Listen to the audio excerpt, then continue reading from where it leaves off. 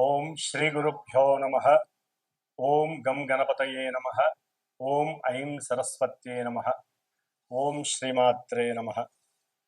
ఓం వాగర్ధావివ సంపృక్తో వాగర్ధ ప్రతిపత్తయే జగతః పితరౌ వందే పార్వతీ పరమేశ్వరౌ. ఓం చతుర్భుజే చంద్రకళావతంసే కుచోన్నతే కుంకుమరాగశోణే पुण्ड्रेक्षुपाशाङ्कुशपुष्पबाणहस्ते नमस्ते जगदेकमातः श्रीवाग्देव्यै नमः. ॐ पार्वतीपरमेश्वराभ्यां नमः. ॐ भास्कराय विद्महे महज्योतिकराय धीमहि तन्नो आदित्यः प्रचोदयात्.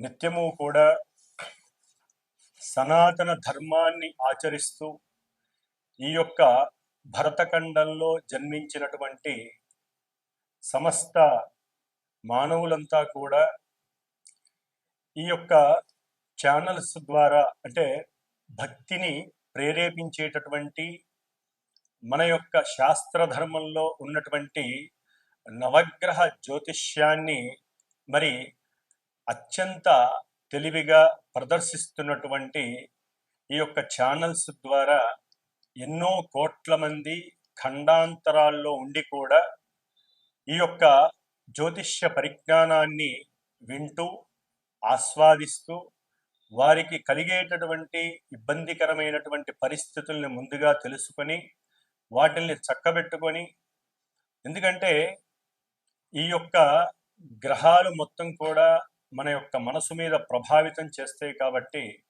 వాటి యొక్క చారలు ఏ విధంగా భ్రమిస్తున్నాయి ఈ అంతరిక్షంలో అనేది ముందే తెలుసుకొని చక్కగా వాటికి సంబంధించినటువంటి కొన్ని పరిహారాలని కూడా వారు అనుభవిస్తూ చేసుకుంటూ ఎంతో సుఖమయమైనటువంటి జీవితాన్ని అనుభవిస్తున్నారు.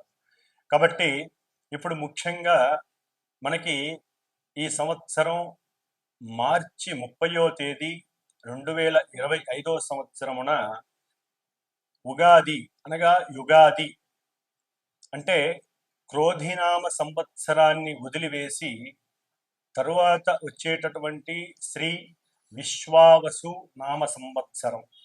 మరి ఈ సంవత్సరంలో ద్వాదశ రాశుల వారికి ఏ విధమైనటువంటి ఫలితాలు ఉంటాయి? ముఖ్యంగా ఈ విశ్వావసు నామ సంవత్సరానికి అధిష్టాన దేవుడు వైశ్వానరుడు అనేటటువంటి అగ్ని భగవానుడు. అంటే మనకి అగ్ని ద్వారా ఈ భూలోకంలో సమస్త మానవాళికి మంచి చెడు రెండింటికి ఉపయోగించేది అగ్నిదేవుడు. ఆ అగ్ని కిరణాల వలన మనకి ఎన్నో రకాలైనటువంటి చక్కగా ఉపయోగాలు ఉన్నాయి, ఇబ్బందులు ఉన్నాయి. కాబట్టి అగ్నికి అధిష్టాన దేవుడు ఆ సూర్య భగవానుడు కాబట్టి ఆయన యొక్క కాంతి కిరణాలు లోకాలన్నీ కూడా చక్కగా ప్రకాశింపజేస్తూ లోకాన్ని సుభిక్షంగా ఉంటూ ఆరోగ్యాన్ని ప్రసాదిస్తూ సమస్త జీవరాశుల్ని కూడా పోషిస్తున్నటువంటి ఆ సూర్య భగవానుడికి శ్రీ విశ్వావసు నామ సంవత్సరంలో వచ్చేటటువంటి గ్రహాల యొక్క స్థితిగతులన్నీ కూడా ఆయన వలన రక్షించాలని మనస్ఫూర్తిగా కోరుకుంటూ, మరి ఈ యొక్క శ్రీ విశ్వావసు నామ సంవత్సరంలో ప్రజలందరూ కూడా తమ యొక్క కుటుంబాలలో ఉన్నటువంటి సమస్త జనులతో విశ్వాసంగా, భక్తితో, ప్రేమతో, ఎటువంటి గొడవలు కలహాలు లేకుండా వారికి ఉన్నటువంటి గ్రహస్థితి రీత్యా అంటే జన్మజాతకంలో వారు అనుభవిస్తున్నటువంటి గ్రహాల యొక్క దశలు కానీ, అంతర్దశలు కానీ, విదశల ద్వారా కానీ, అవి ఇప్పుడు గోచారంలో గ్రహాలు పరిభ్రమిస్తున్నటువంటి నక్షత్ర అనుసారంగా అవి తమ యొక్క ప్రభావాన్ని చూపుతాయి. కాబట్టి అవి ఏ విధంగా ప్రభావితం చూపిస్తాయో ముందుగా తెలుసుకొని దాని ద్వారా అందరూ కూడా సుభిక్షంగా చక్కగా ఉండాలనే ఉద్దేశంతో మరి ఉగాది నామ సంవత్సరంలో ముఖ్యంగా మనకి పంచాంగ శ్రవణం అని ఉంటుంది. మరి ఈ పంచాంగ శ్రవణం ద్వారా అందరూ కూడా ప్రతినిత్యము పంచాంగాన్ని చూడటం అలవాటు చేసుకోవాలి. ఎందుకంటే పంచాంగము అంటే పంచభూతాల చేతిలో వాటి యొక్క వాటి యొక్క అధీనంలో ఉండేటటువంటి మన యొక్క పంచేంద్రియాలను చక్కగా వృద్ధి చేసి, అంటే బుద్ధిని జ్ఞానాన్ని వృద్ధి చేసే విధంగా ఈ పంచాంగం మనకి తోడ్పడుతుంది. నిత్యము మానవాళికి ఉపయోగపడేటటువంటి ఎన్నో రకాలైనటువంటి శుభ ప్రయాణాలు కావచ్చు, శుభ కార్యాలను కావచ్చు, ఈ తిథి వార నక్షత్ర యోగ కరణాల ద్వారా తెలుసుకోవడం అనేటటువంటిది చాలా ముఖ్యమైనటువంటి విధి విశేషం. మరి ఈ యొక్క పంచాంగం ద్వారా మానవాళికి తిథేశ్చ శ్రియమాప్నోతి అనగా తిథిని తెలుసుకోవటం ద్వారా చక్కగా లక్ష్మీ అనుగ్రహం కలుగుతుంది. అట్లాగే వారాత్ ఆయుష్వర్ధనం, ఈ రోజు ఏ వారము అని తెలుసుకోవడం ద్వారా ఆయువు పెరుగుతుంది అని అర్థము. అట్లాగే నక్షత్రాత్ హరతే పాపం, నక్షత్రాన్ని తెలుసుకోవటం ద్వారా మనం చేసుకున్నటువంటి ఇంతకు ముందు రోజు వరకు ఉన్నటువంటి పాపాలన్నీ కూడా హరించేటటువంటి పరిస్థితి నక్షత్రం ద్వారా తెలుస్తుంది. యోగా రోగనాశనం, అంటే యోగాలు మనకి 27 యోగాలు ఉంటాయి. నక్షత్రాలు 27 అట్లాగో యోగాలు కూడా 27 ఉంటాయి. నక్షత్రానికి యోగానికి లింక్ అయి ఉంటుంది కాబట్టి ఆ యోగం ద్వారా మనలో ఉన్నటువంటి సమస్త రోగాలు కూడా పటాపంచలైపోయి సంపూర్ణ ఆరోగ్యవంతులం అవుతాము. అట్లాగే చివరిగా మరి కరణాత్ కార్యసిద్ధిస్తూ, మనకి మొత్తం మీద 11 కరణాలు ఉంటాయి. మరి ఈ కరణాలను తెలుసుకోవడం ద్వారా ఈ రోజు ఏ కరణం మంచిదా చెడుదా అని తెలుసుకోవడం ద్వారా సమస్త కార్యాలు ఆ రోజున ఫలప్రాప్తి ఫలసిద్ధి కలుగుతుంది. ఈ విధంగా పంచాంగ శ్రవణం వినడం ద్వారా, ఒకప్పుడు ఉగాది రోజున చెప్పేటటువంటి పంచాంగ శ్రవణం అంటే రాసులే కాదు, ఈ యొక్క ఉగాది రోజున పంచాంగ శ్రవణం ద్వారా మరి ఈ సంవత్సరంలో ఏ విధంగా వర్షాలు పడతాయి, అట్లాగే మనదంతా కూడా సస్యశ్యామలమైనటువంటి పంట పొలాలు, అట్లాగే వ్యవసాయ ఆధారిత భూప్రదేశంలో మనం ఉన్నాం కాబట్టి వ్యవసాయం ఏ విధంగా ఉంటుంది, ఇవన్నీ కూడా చక్కగా తెలియజేసేవాళ్ళు రాజాది నవనాయకులు. అంటే మనకి ఈ సంవత్సరం అంతా కూడా ఎవరు రాజు, ఎవరు మంత్రి, ఎవరు సైన్యాధిపతి, అర్ఘ్యాధిపతి, ఇవన్నీ కూడా తెలియజేసేటటువంటి రోజు. మరి ఈ విశ్వావసు నామ సంవత్సరంలో ముఖ్యంగా ఆదివారం అవటం ద్వారా, ఆదివారానికి గ్రహరాజు అయినటువంటి రవి రాజు కాబట్టి రాజుగా ఆయనకే పోర్ట్ఫోలియో వచ్చింది. రాజుగారికి ఈసారి 4 రకాలైనటువంటి పోర్ట్ఫోలియోస్ ఇచ్చి ఉన్నారు ఆ అంతరిక్షం. అది ముఖ్యంగా రాజుగారు ఆయనే, సైన్యాధిపతి మరి దేశాలని ప్రపంచాలని కాపాడేటటువంటి ఆ ఆధిపత్యం కూడా రాజుగారైనటువంటి రవికే ఇచ్చారు. అర్ఘ్యాధిపతి మేఘాధిపతి, వర్షాలు ఏ విధంగా పడతాయి అనేటటువంటిది, అట్లాగే అర్ఘ్యాధిపతి ఏ విధమైనటువంటి పంటలు పండేటటువంటి అవకాశం, ఇవన్నీ కూడా రాజుగారైనటువంటి రవికి ఇచ్చి ఉన్నారు. అట్లాగే మంత్రిగా సౌమ్యుడైనటువంటి ఎటువంటి దోషము లేనటువంటి చంద్రుడికి ఇచ్చి ఉన్నారు కాబట్టి చాలా వరకు చక్కటి సలహాల ద్వారా రాజుగారు పరిపాలించేటటువంటి పరిస్థితి కలుగుతుంది. ముఖ్యంగా రసాధిపతి శనియే ఉన్నాడు, సస్యాధిపతి గురుడే ఉన్నాడు, నీరసాధిపతి బుధుడు, అట్లాగే ధాన్యాధిపతి కుజుడే ఉన్నాడు. కాబట్టి ఎర్రని పంట పొలాల ద్వారా మనకి చక్కటి ధాన్యాలు లభిస్తాయి. కాకపోతే రాజుగారు కొన్నిటికి ఉండటం వలన కొన్ని రేట్లు పెరిగేటటువంటి, ధరలు పెరిగే అవకాశాలు కూడా ఉంటాయి.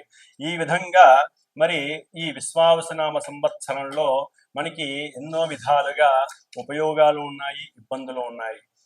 మరి ముఖ్యంగా ఈ విశ్వావసునామ సంవత్సరంలో 12 రాసుల వారందరికీ కూడా ముఖ్యంగా 4 గ్రహాల చేత పరిపాలింపబడుతూ ఉంటారు. ఎందుకంటే వీటిని ఔటర్ ప్లానెట్స్ అంటారు. అట్లాగే ఇవి చాలా లాంగివిటీ కలిగినటువంటి రోజుల్ని, నెలల్ని, సంవత్సరాల్ని పరిపాలిస్తాయి కాబట్టి వారిచ్చేటటువంటి ఫలితాలు కూడా చాలా నిదానంగా ఉంటాయి. కాబట్టి ముఖ్యంగా ఈ యొక్క సంవత్సర ఫలితాలను తెలుసుకునేటటువంటి విధి విశేషంలో ఏ రాశుల వారికి గురుడు ఎక్కడున్నాడు, ఆయన ఎప్పుడు వక్రించి ఉన్నాడు, అట్లాగే శని ఏ రాశిలోకి మారుతున్నాడు, ఆయన ఏ నక్షత్రంలో ఉంటున్నాడు, అట్లాగే రాహువు ఎప్పుడు మారుతున్నాడు, ఏ రాశిలోకి మారుతున్నాడు, కేతువు ఏ విధంగా మారుతున్నాడు అంటే గురు శని రాహుకేతువుల యొక్క రాశుల యొక్క మారటము, నక్షత్రాలు వారు ఏ నక్షత్రాల్లో ఉంటే ఆ నక్షత్రాలకు సంబంధించిన ఆధిపత్య పోర్ట్ఫోలియోస్ని వారు ఆ రాశులకి ప్రసాదిస్తారు. కాబట్టి మరి ఎప్పుడెప్పుడు వారు మారుతారు, అట్లాగే ఏ ఏ రాశుల వారికి ఏ విధమైనటువంటి సుఖ సౌఖ్యాలు ఉంటాయి, వ్యాపార అభివృద్ధి ఉంటుంది, ఇవన్నీ కూడా మనకి కావలసినటువంటి శుభకరమైనటువంటి విషయాలన్నీ కూడా మరి ఈ శ్రీ విశ్వావసునామ సంవత్సరంలో యుగాది సందర్భంగా మనం ద్వాదశ రాశి ఫలితాల్ని తెలుసుకుందాము. అట్లాగే ప్రతి ఒక్కరూ కూడా ఈ ఉగాది నామ సంవత్సరంలో మర్చిపోకుండా ఇప్పటి నుంచి మనసులో సంకల్పించుకోండి. ఉగాది అంటే గొప్ప పండగ. నూతన వస్త్రాలని పొద్దున్నే ధరించడం, స్నానాలు పూజలు చేసుకొని, అట్లాగే చక్కగా తిలకధారణ కంపల్సరీ చేసుకునేటటువంటి అలవాటు చేసుకోండి.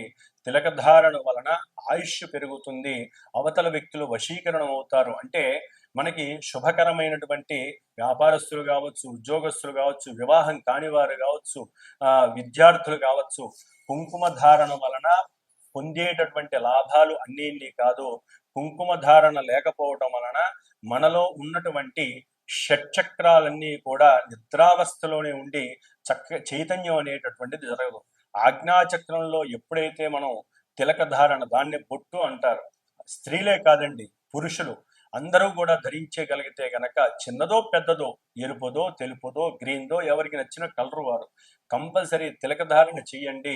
ఇది మన సనాతన ధర్మంలో తిలకధారణ అనేటటువంటిది ముఖ్యమైనటువంటి ఈ యొక్క ఆజ్ఞాచక్రం, ముఖానికి సంబంధించినటువంటి ఆజ్ఞాచక్రంలో అమ్మవారికి మనం పెడుతున్నటువంటి ప్రసాదంగా భావించండి.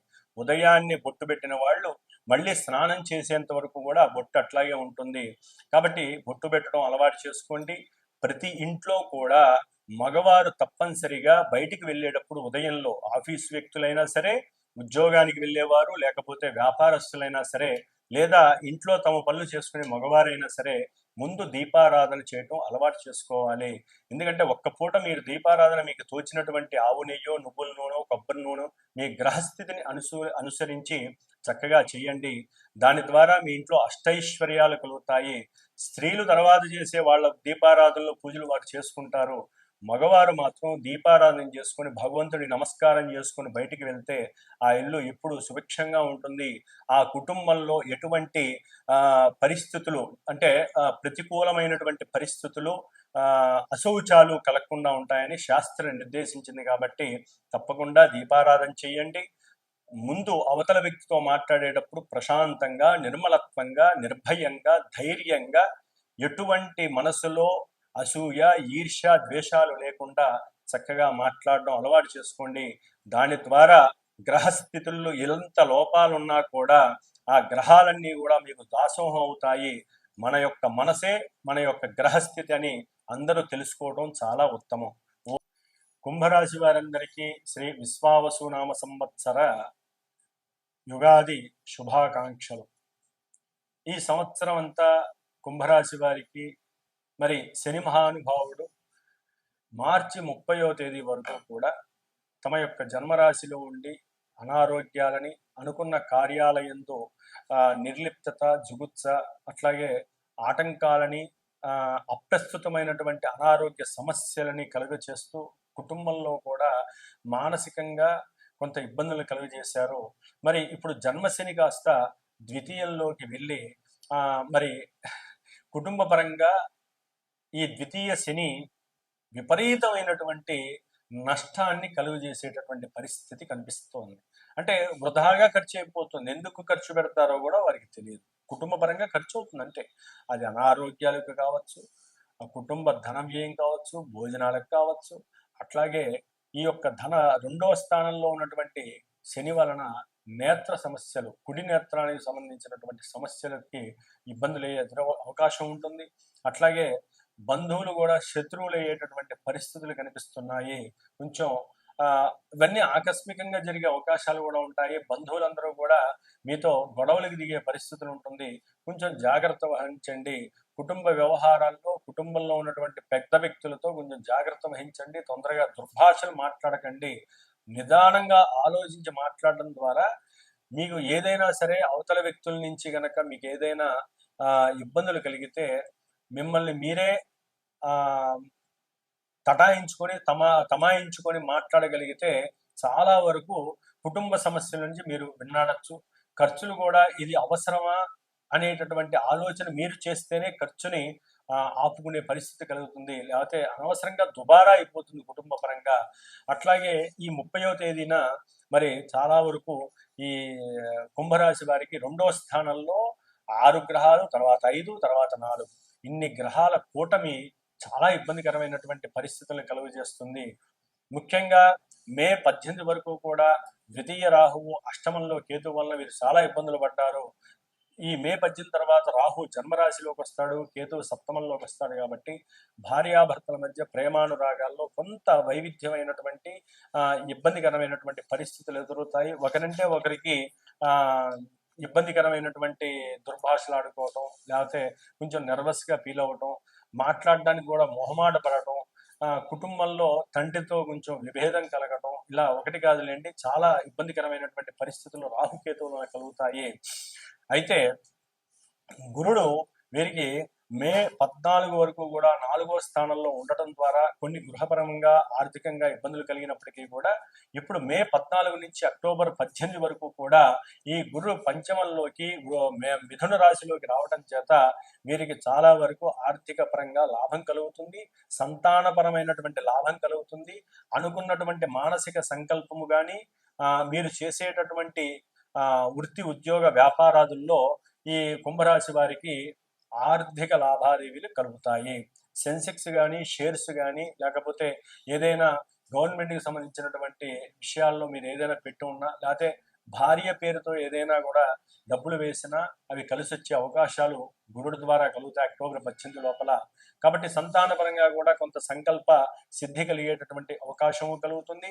ఈ గురుడు యొక్క దృష్టి లాభస్థానం మీద పడేసరికి తీర్థయాత్రలు, అట్లాగే పెద్ద పెద్ద గురువులతో సత్సంగాలు, అట్లాగే వారితో మాట్లాడటము, వారి యొక్క ఆశీర్వచన బలము, మీకు ఏకాగ్రత పెరగటము, పూర్వ పుణ్య ఫలం అనేది మీకు లభించటము, మీరు చేసేటటువంటి వ్యాపారంలో ఉన్నతమైనటువంటి జ్ఞాన జిజ్ఞాసగా మారటం, వృద్ధి చెందటం, కుటుంబంలో కాస్త అవతల వ్యక్తుల నుంచి అంటే స్నేహితుల ద్వారా మీకు కొంత సహకారాలు ధనపరంగా లభించటము, కుటుంబంలో వృద్ధి కలగటము, ఇట్లా గురువు వలన కలుగుతాయి.